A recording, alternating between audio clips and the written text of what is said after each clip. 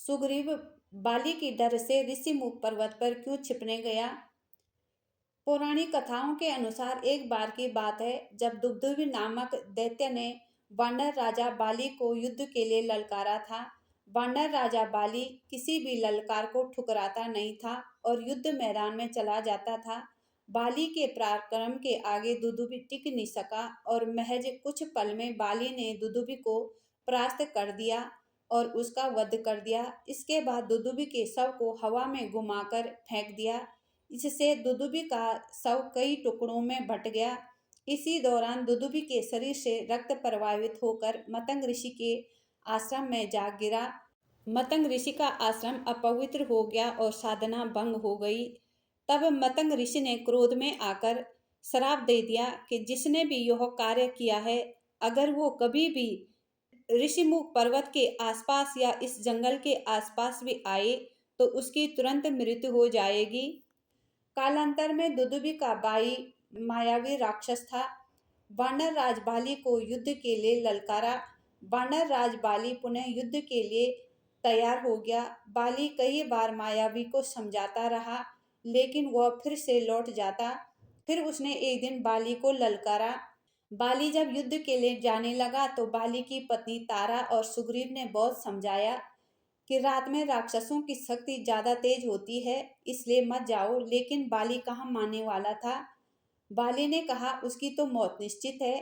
हालांकि मायावी नहीं माना। वह बाली मायावी का पीछा तब बाली मायावी का पीछा करने लगा और सुग्रीव को भी साथ चलने को कहा। मायावी एक गुफा में जाकर छिप गया। यह देखकर बाली अपने भाई सुग्रीव को गुफा के बाहर इंतजार करने के लिए कहा।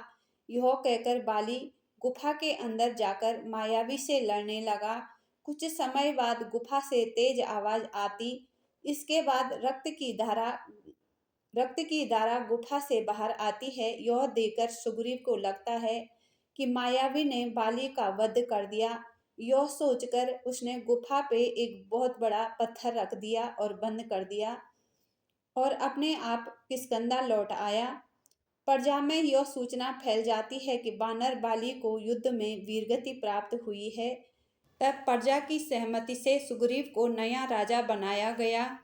कुछ दिनों बाद बाली पुनः लौटकर अपने राज्य वापस आ गया। यह देखकर सब हैरान हो गए। क्रोधित बाली अपने भाई के कार्य से अप्रसन्न हो गया और तत्काल राज्य छोड़ने का आदेश दे दिया। सुग्रीव की बात बिल्कुल नहीं सुनी और सुग्रीव को मार मार के घर से बाहर कर दिया। हालांकि सुग्रीव की पत्नी को भी उसने जाने नहीं दिया और अपने साथ रख लिया। इस वजह से वानर बंधुओं के बीच युद्ध हुआ। उसके बाद सुग्रीव ऋषिमुख पर्वत पर चला गया क्योंकि सुग्रीव को पता था कि बाली ऋषिमुख पर्वत पे आएगा तो उसकी मृत्यु हो जाएगी क्योंकि उसको श्राप था।